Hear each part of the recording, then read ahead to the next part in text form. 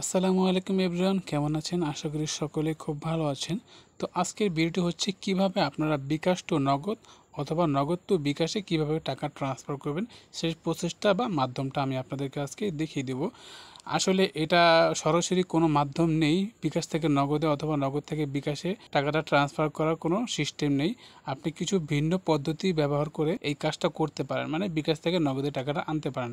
তো সেই ভিন্ন মাধ্যমটি কি আপনাদেরকে আমি খুব সহজে এই ভিডিওতে দেখিয়ে দেবো। তো সম্পূর্ণ ভিডিওটি মনোযোগ সহকারে দেখবেন, কোথাও টানাটানি করবেন না। আর যারা যারা আমার চ্যানেলটি এখনও সাবস্ক্রাইব করেনি, অবশ্যই আমার এই চ্যানেলটি সাবস্ক্রাইব করে রাখবেন এবং ভিডিওতে অবশ্যই একটি লাইক করে দিবেন। আপনাদের লাইক, কমেন্ট, শেয়ার, সাবস্ক্রাইব এগুলো কিন্তু আমার ভিডিও তৈরি করার অনুপ্রেরণা আরও বাড়িয়ে তোলে। তো প্লিজ আমার চ্যানেলটি সাবস্ক্রাইব করে রাখবেন আর অবশ্যই ভিডিওটি সবার মাঝে শেয়ার করে দিবেন, যাতে তারাও জানতে পারে যে বিকাশ থেকে নগদে কিভাবে টাকা ট্রান্সফার করা যায়। তো চলুন আর কথা না বাড়িয়ে ভিডিওর মূল কাজে চলে যাই। ওকে বন্ধুরা, আমি এখন বিকাশে ঢুকলাম। বিকাশে পাসওয়ার্ডটি দিয়ে বিকাশে প্রবেশ করলাম। বিকাশে প্রবেশ করার পর এখানে দেখতে পাবেন আরও দেখুন, এইখানে একটা ক্লিক করবেন। নিচে দেখতে পাচ্ছেন আরও দেখুন, এখানে একটা ক্লিক করার পর এইখানে আপনি যে নিচে দেখতে পারবেন বিকাশ টু ব্যাংক লেখা রয়েছে, আপনি এই অপশনটা ক্লিক করে দিবেন। তো আমি এখান থেকে বিকাশ টু ব্যাংক এই অপশনটা ক্লিক করে দিলাম। এরপরে এখানে দেখতে পাচ্ছেন ব্যাংক অ্যাকাউন্ট এবং দ্বিতীয় নাম্বারে দেখতে পাচ্ছেন ভিসা ডেবিট কার্ড। আপনি যদি ব্যাংক অ্যাকাউন্ট এটার মাধ্যমে করতে চান তাহলে আপনি সেটাও করতে পারেন, অথবা ভিসা ডেবিট কার্ড থাকলে আপনার সেই ভিসা ডেবিট কার্ডের মাধ্যমে কিন্তু করতে পারেন। ঠিক আছে, তো আমার যেহেতু ভিসা ডেবিট কার্ড আছে তো আমি ভিসা ডেবিট কার্ডের মাধ্যমে করব। যদি ব্যাংক অ্যাকাউন্ট থাকে আপনার, এখানে ব্যাংক অ্যাকাউন্টে ক্লিক করলে এখানে আপনার যে সকল ব্যাংকগুলো অ্যাভেলেবেল রয়েছে সেই সকল ব্যাংকগুলোর লিস্ট এখানে দেখাবে। আপনার যে ব্যাংক রয়েছে সেই ব্যাংকে ক্লিক করলে কিন্তু আপনি আপনার টাকাটা ডিপোজিট করতে পারবেন। ঠিক আছে, তো আমি এখন ভিসা ডেবিট কার্ডের মাধ্যমে করব।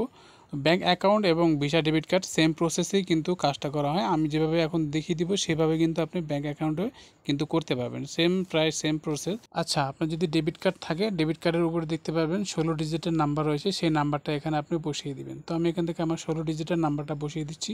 বসিয়ে দেওয়ার পর এগিয়ে যান, এই অপশনটা ক্লিক করে দিলাম।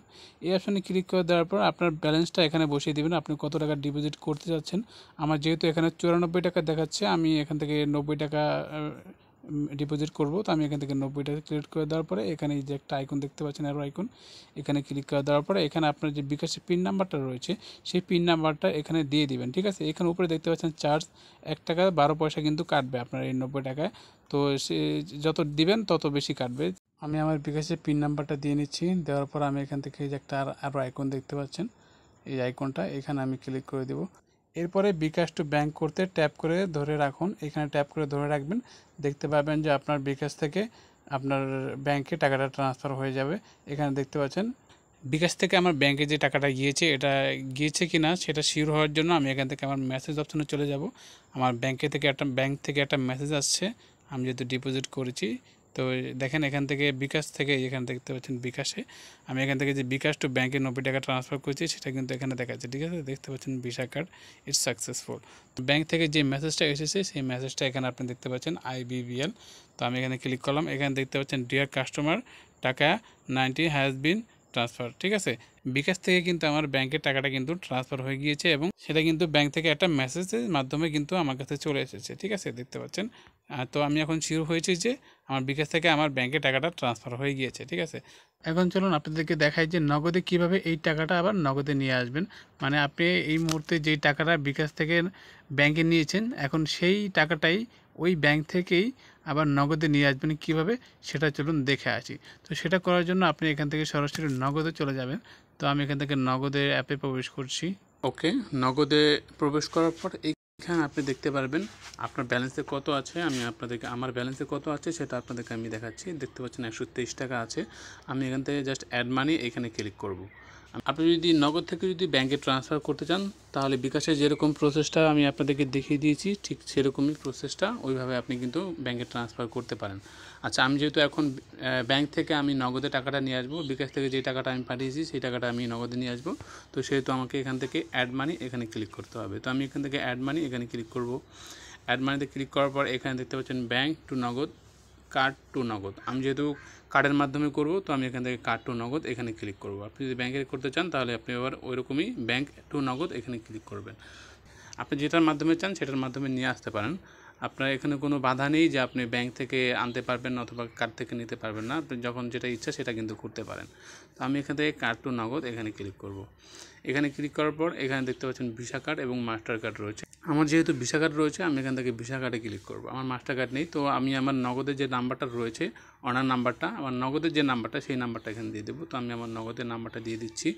নগদের নাম্বারটা দেওয়ার পর আপনি এখান থেকে কত টাকা ব্যাংক থেকে নগদে নিয়ে আসতে চাচ্ছেন সেই অ্যামাউন্টটা এখানে বসিয়ে দেবেন। যেহেতু আমি 90 টাকা পাঠিয়েছি, তো আমি এখান থেকে আবার 90 টাকা বসিয়ে দিলাম। আপনি চাইলে ইমেল দিতে পারেন, না দিলে না চাইলে নাও দিতে পারেন, এটা কোনো ব্যাপার না, এটা কোনো সমস্যা নেই। তো আমি এখান থেকে আবার প্রসেস এখানে ক্লিক করে দেবো।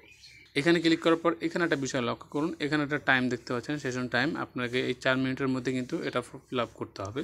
তো এখানে দেখতে পাচ্ছেন ইন্টার ইউর কার্ড নাম্বার, আপনার যে কার্ড নাম্বারটা রয়েছে 16 ডিজিটের কার্ড নাম্বারটা, সেই কার্ড নাম্বারটা এখানে বসিয়ে দিবেন। আমার ডেবিট কার্ডের যে 16 ডিজিটের নাম্বারটা রয়েছে সেই নাম্বারটা বসিয়ে দিলাম। এখন এখানে দেখতে পাচ্ছেন আপনার এখানে ভ্যালিডিটিটা দিতে বলা হয়েছে। তো এখানে আপনার কার্ডের যে মেয়াদটা রয়েছে সেই মেয়াদের তারিখটা এখানে দিয়ে দিবেন। তো আমি এখান থেকে আপনার কার্ডের মেয়াদের তারিখটা দিয়ে নিচ্ছি। এরপরে এখানে দেখতে পাচ্ছেন সিবিসি নাম্বারটা অথবা সিবিসি অথবা সিবিবি, এটা আপনার কার্ডের পিছনে থাকে। তো আমি আপনাদেরকে কার্ডের পিছনে আমি ছবি তুলে আপনাদেরকে দেখিয়ে দেবো টিক মার্ক দিয়ে সেই নাম্বারটা কোথায় থাকে। তো নাম্বারটা আপনি এখান থেকে বসিয়ে নেবেন। তো আমি এখান থেকে আমার সিবিসি নাম্বারটা বসিয়ে নিচ্ছি। এখানে নাম্বারটা বসানোর পর এখানে দেখতে পাচ্ছেন কার্ড হোল্ডার নাম, আপনার যে গোল্ডেন ডেবিট কার্ডটা থাকবে সেই ডেবিট কার্ডের নিচে দেখতে পারবেন যার নামে ব্যাঙ্ক অ্যাকাউন্টটা খোলা বা যার নামে এই কার্ডটি তৈরি করা, তার কার্ডের উপরে তার নামটি লেখা থাকবে, হোল্ডার নামটি। তো এখান থেকে আপনি কার্ড হোল্ডার নাম এখানে বসিয়ে দেবেন। কার্ডে যেভাবে আছে ঠিক সেভাবেই তার নামটা এখানে বসিয়ে দেবেন। তো আমি এখান থেকে নামটা বসিয়ে নিচ্ছি। তো আমার এখানে সব কিছু কমপ্লিট করা হয়ে গেল। তারপরে এখানে দেখতে পাচ্ছেন পে 90 BDT লেখা আছে, আপনি এখানেটা ক্লিক করবেন। আপনি কত টাকা পাঠাতে চাচ্ছেন সেই টাকাটা কিন্তু এখানে শো করবে, আপনি এই পে রুপে একটা ক্লিক করে দেবেন। তো আমি এখান থেকে পে রুপে একটা ক্লিক করে দিলাম। আচ্ছা, পে রুপে ক্লিক করার পরে কিছুক্ষণ অপেক্ষা করতে হবে। অপেক্ষা করার পরে এখানে আপনি একটা বিষয় দেখতে পাচ্ছেন যে এখানে দেখতে পাচ্ছেন ইন্টার ইউর কোড। ঠিক আছে, আপনি যখন ব্যাঙ্ক অ্যাকাউন্ট তৈরি করেছেন বা আপনি যখন ডেবিট কার্ডের জন্য আবেদন করেছেন তখন কিন্তু আপনাকে একটি মোবাইল নাম্বার সেখানে আপনার অ্যাড্রেসে দিতে হয়েছে। তো আপনার সেই মোবাইল নাম্বারে একটা কোড চলে যাবে, সেই কোডটি এখানে আপনি বসিয়ে দেবেন। তো এখান থেকে আমি আমার কোডটি বসিয়ে নিচ্ছি। কোডটি বসানো হয়ে গেলে আপনি এখান থেকে কনফার্ম এখানে একটা ক্লিক করে দেবেন। তো আমি এখান থেকে কনফার্মে ক্লিক করে দিচ্ছি। তো কনফার্মে ক্লিক করে দেওয়ার পরে এখানে দেখতে পাচ্ছেন কার্ড টু নগদ, এখানে কিন্তু আমার দেখতে পাচ্ছেন কার্ড থেকে কিন্তু আমার নগদে কিন্তু টাকাটা ট্রান্সফার হয়ে গিয়েছে। ঠিক আছে, এখানে দেখতে পাচ্ছেন কার্ড টু নগদ রিকোয়েস্ট সাকসেসফুল। আশা করি বুঝতে পেরেছেন যে কীভাবে নগদ থেকে বিকাশে টাকাটা ট্রান্সফার করবেন। তো আমি এখান থেকে যদি আবার নগদে প্রবেশ করি, নগদে প্রবেশ করার পর আমি আপনাদেরকে কিন্তু প্রথমেই দেখিয়েছিলাম ব্যালেন্সটা, আর এখন ব্যালেন্সটা আপনি এখানে দেখতে পাচ্ছেন 213 টাকা কিন্তু হয়ে গেল। ঠিক আছে, তো এই প্রসেসে আপনারা কিন্তু খুব সহজেই নগদ থেকে বিকাশে অথবা বিকাশ থেকে নগদে টাকা ট্রান্সফার করতে পারবেন এই পদ্ধতিটা ব্যবহার করে।